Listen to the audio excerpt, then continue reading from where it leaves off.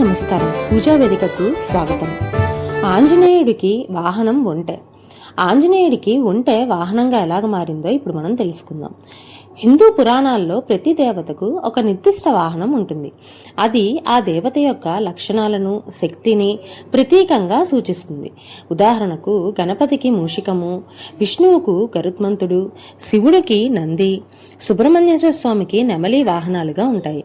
అయితే వాయుపుత్రుడు, రుద్రాంశ సంభూతుడు, అపారమైన శక్తి, వేగం మరియు మనోవేగంతో ప్రయాణించే సామర్థ్యం కలిగిన హనుమంతుడికి వాహనం అవసరం లేదని సాధారణంగా విశ్వసింపబడుతుంది.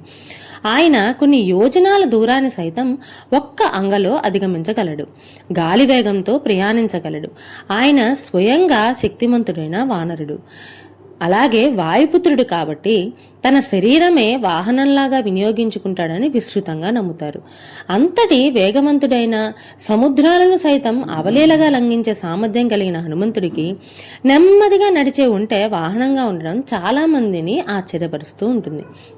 అయినప్పటికీ కొన్ని ఆంజనేయ స్వామి ఆలయాల్లో, ముఖ్యంగా తెలంగాణ, కర్ణాటక, మహారాష్ట్ర వంటి ప్రదేశాల్లో హనుమంతుడి విగ్రహం ఎదురుగా ఒంటె విగ్రహం ప్రతిష్ఠింపబడుతుంది. ఈ ఆలయాలకు వెళ్లిన భక్తులు ఆంజనేయ స్వామి దర్శనానికి ముందే ఒంటెను నమస్కరించుకొని దర్శనం చేసుకుంటారు. రూపంలో ఉన్న ఆంజనేయుడికి ఒంటె వాహనం అవడం వెనుక ఆసక్తికరమైన కథ ఒకటి పురాణాల్లో ఉంది. రావణుడి భావమర్ది దుందుబిని వాలి భీకరంగా పోరాడి వధిస్తాడు. అతడి మృతదేహాన్ని ఋష్యముఖ పర్వతం అంటే నేటి హంపి ప్రాంతం పైన పడవేస్తాడు. ఈ సంఘటనే వాలి శాపాన్ని పొందేందుకు కారణంగా మారింది. ఋష్యముఖ పర్వతం పైన మాతంగ మహాముని తపస్సు చేసుకుంటూ ఉండేవారు. తాను తపస్సు చేసుకుంటున్న పర్వతం పైన వాలి దుందుబి మృతదేహాన్ని పడివేయడం మాతంగ మహర్షి చూశారు. దీంతో మాతంగ మహర్షి కోపంతో వాలి కనుక ఋష్యముఖ పర్వతం మీద కాలు పెడితే మరణిస్తాడు అని శపించారు. కాలక్రమంలో సుగ్రీవుణ్ణి వాలి చంపడానికి వెంటాడిన సమయంలో తన అన్న ఋష్యముఖ పర్వతం మీద కాలు పెట్టడని శాపోదంతం తెలుసుకున్న సుగ్రీవుడు ఆ ఋష్యముఖ పర్వతానికి వెళ్ళి అక్కడ దాక్కున్నాడు.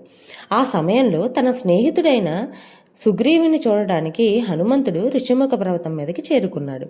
అప్పుడు అక్కడ ఉన్న పంపానది సరోవరాన్ని తిలకించడానికి హనుమంతుడు అనుకుంటాడు. దీంతో మిత్రుడైన హనుమంతుడిని పంపా సరోవర తీరంలో తిరగడానికి అనువుగా సుగ్రీవుడు ఒంటెను సిద్ధం చేస్తాడు. ఇక అప్పటి నుంచి హనుమంతుడికి ఒంటె వాహనంగా మారిందని పురాణ కథనం.